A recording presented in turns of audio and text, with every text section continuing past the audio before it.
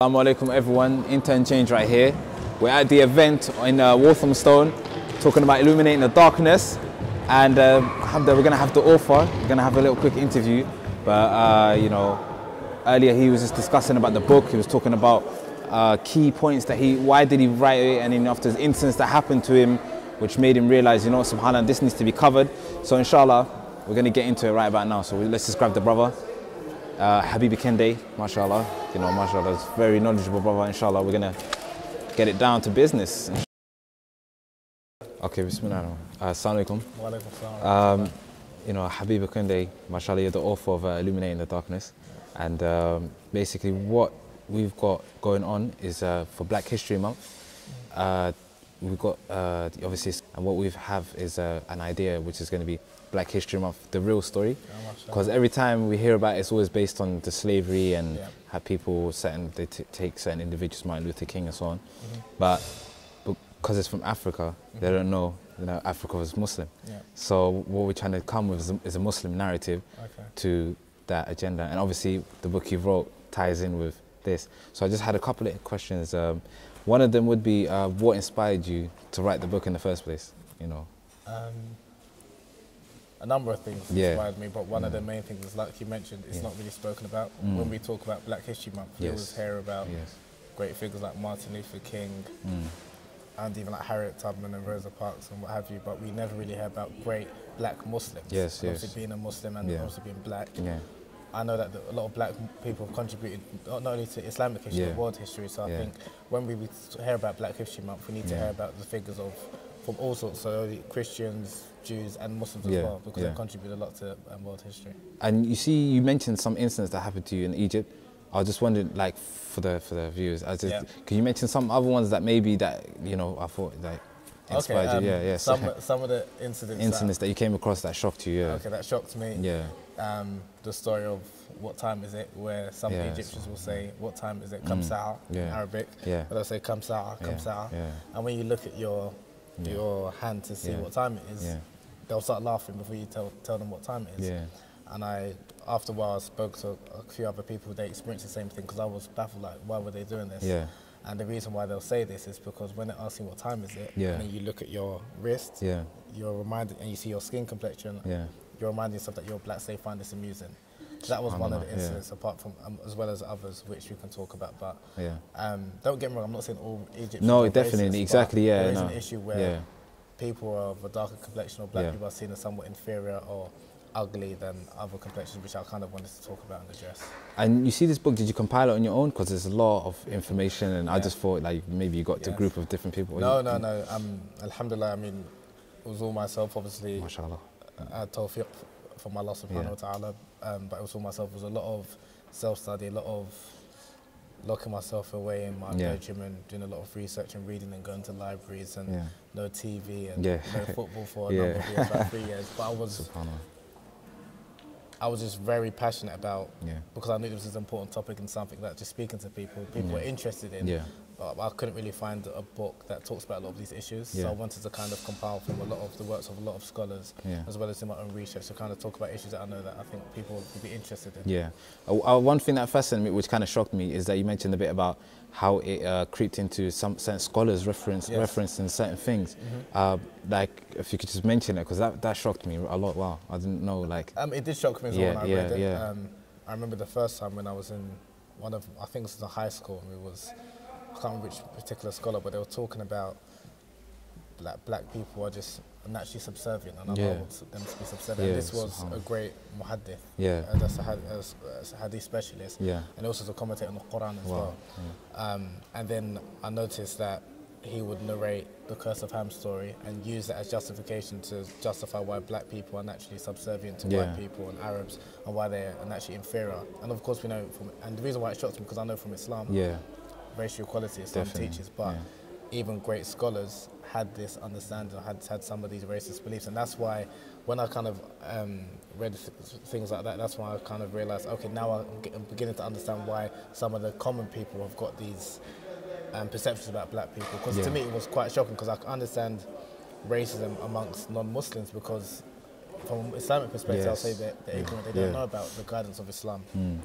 But from Muslims who've got the guidance of Islam from the Quran and the Hadith, it was quite shocking to me. But again, people are products of their environment, and unfortunately some scholars, you know, they were products of their environment, and if they were living in a society which taught these type of things, they'll naturally internalize it, and they will teach it in some of their teachings in their books and things like that. As you mentioned, but then there was other scholars that refute the claim. Alhamdulillah, and that's what I did try to show. There was many scholars who spoke out against it and said that this is not from Islam. The same way, which I mentioned earlier in the talk, that there's some men who feel that they're superior to women and oppress women. From Islamic perspective, you know, oppression is wrong, whether you're a man or woman, black or white. But yet it still goes on, and a lot of men are silent about it. So just because a knowledgeable person or a quote-unquote practicing or good Muslim does some bad things, it doesn't mean, number one, that it's from the religion, and doesn't mean because the person is a religious person, he can't do bad things. So it's just about, as people, we need to educate ourselves and know the difference between what the religion teaches ultimately, and then obviously what the practice of a human being, so then we won't be affected by it. But the thing is, why is it not being taught? Like, no one's talking about this. Good question, very good question. I do not know. I mean, again, one of the... Have you tried to reach out to...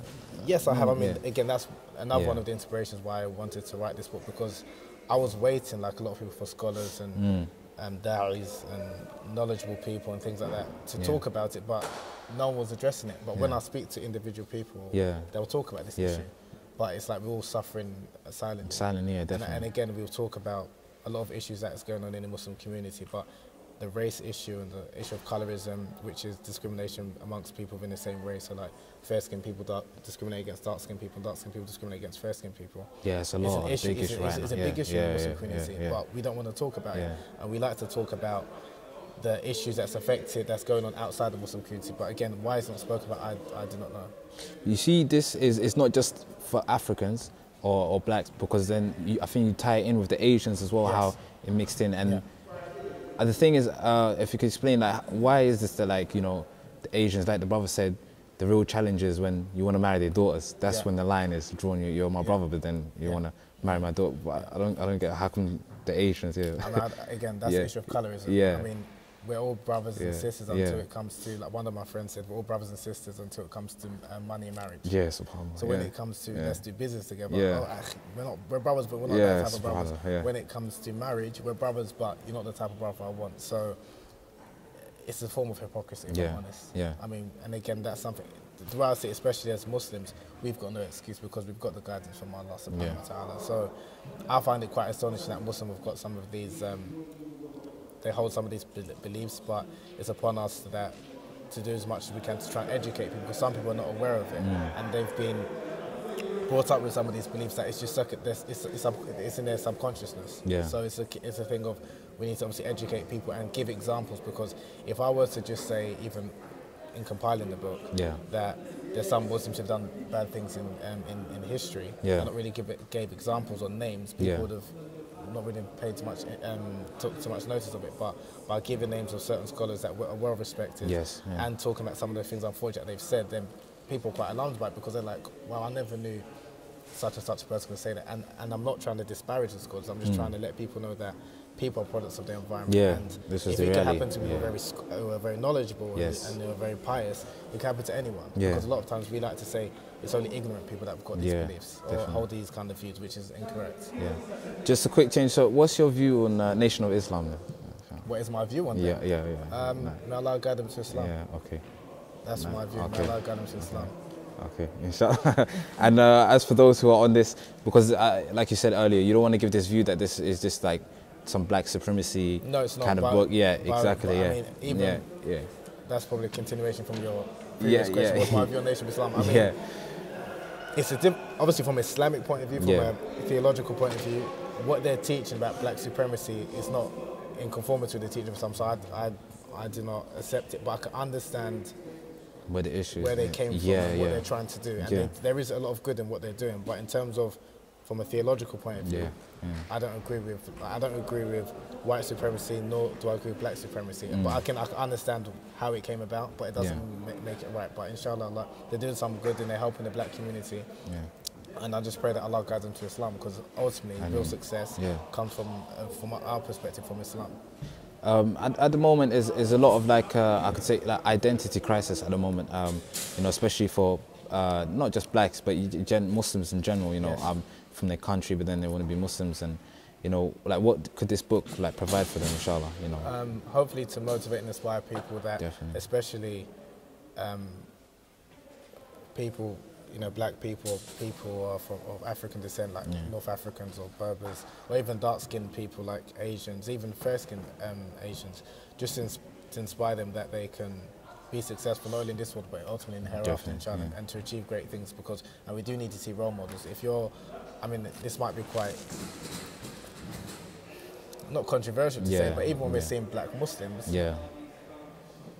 we only get in one picture. We're only seeing black Muslims, or even the same way black people in general, only in the form of entertainment and sports. No, definitely. Like, as if that's the only thing we can. And there's nothing wrong with entertainment, there's nothing wrong with sports, but I'm saying that we need to have other role models so people can aspire to do other things. So that's something which I think is important.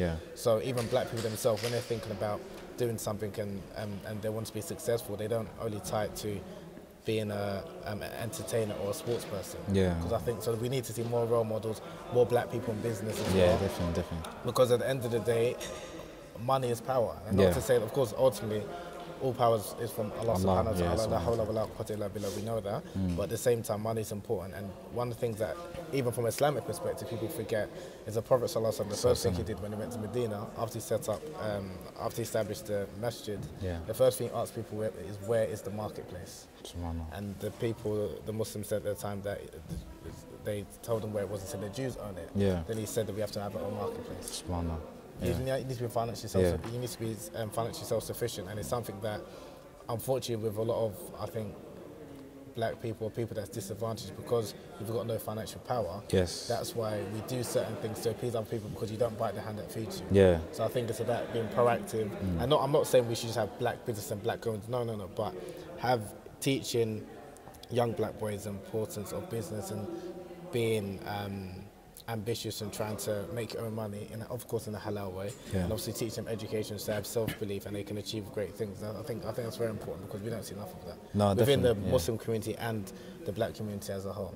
And I like the chapter you mentioned in there, which goes through that different prophets that were, and then afterwards companions, because many and others and kings and so on. Many people don't aware aren't aware of it, like Luqman alayhi salam. Exactly. I mean, some scholars say he was a prophet, some say he was a righteous person. Whether he was a prophet or not, he's mentioned in the Quran. Allah, we know him for his wisdom, and that's something that, you know, the advice that he gave to his son is something that books and many books be written about, not because he's black, because of what he said. Definitely. So again, just to kind of inspire people, just to know that there was many great people who and were companions as well. Companions as well. A funny incident happened. I was in France, and this brother, you know, was at this table, and then this brother comes up. He doesn't know my name.